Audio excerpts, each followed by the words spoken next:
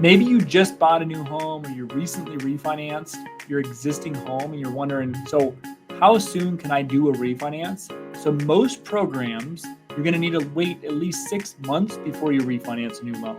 There's some programs that will allow you to refinance into a new loan absolutely with no wait period. Hello, my name's Kevin Brierton, certified mortgage planning specialist and your no excuse lender with the Kevin Brierton team. And in this video, I'm going to share with you what you need to know about refinancing your home. And if you have a conventional loan and your typical wait period, you're typically going to be doing a refinance to a lower rate, but you're typically going to have to wait 6 months to do any type of cash out on the loan. If you're trying to lower your payment, you might be able to do that as soon as you want. You want to check on a possible wait period. Many lenders, though, have a 6-month, what's called seasoning period, before a borrower can refinance this with the same company or that loan at all.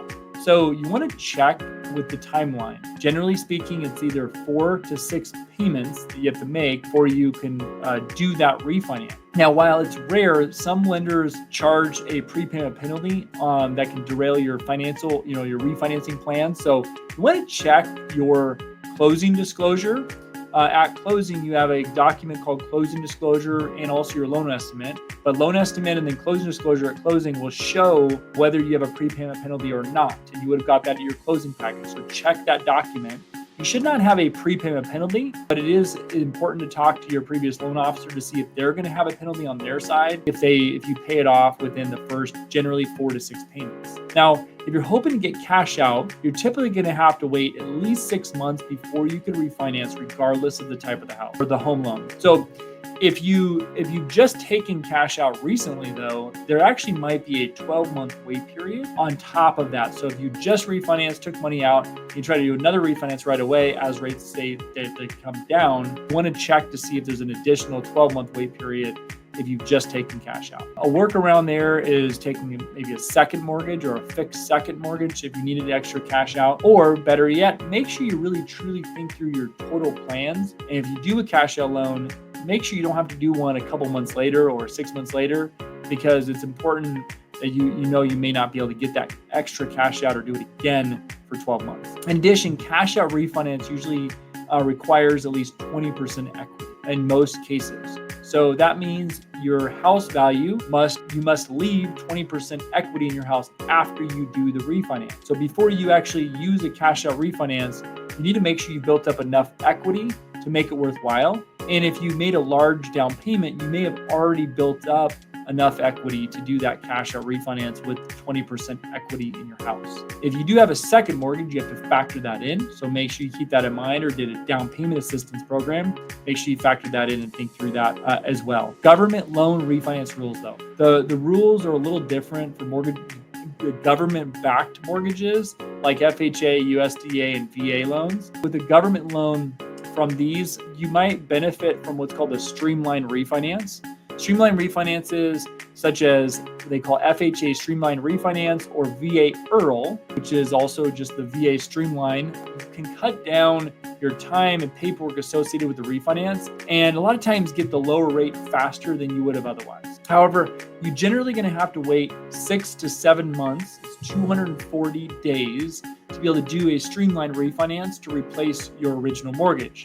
So you have to have enough history and on-time payments too. So it's important that you make on-time payments during that period of time to be able to refinance. So, when you're refinancing, you got to look at, is it worth it? Now, some of these programs, most all of them are going to have some sort of metrics they're going to have to where, is this actually beneficial for the client to refinance? It's kind of a protection, if you will, to make sure it makes sure it's beneficial, that lenders are not just refinancing people just to refinance. FHA has their test, VA has their test, and dropping your rate with no associated costs makes the decision a lot easier too, because if you have no cost in it and you're dropping your rate, that's great. Another reason to refinance, though, is if you can lower your monthly payment and look at how much you can lower your monthly payment and how much you're going to save based on that payment. So refinancing sooner versus later could be a good strategy. If you want to take cash out to pay off some big debts for home improvement, you might want to use your equity to consolidate debt, pay off high interest cards or personal loans. You might want to switch to it from an adjustable rate mortgage to a safer fixed mortgage. Rates have been higher.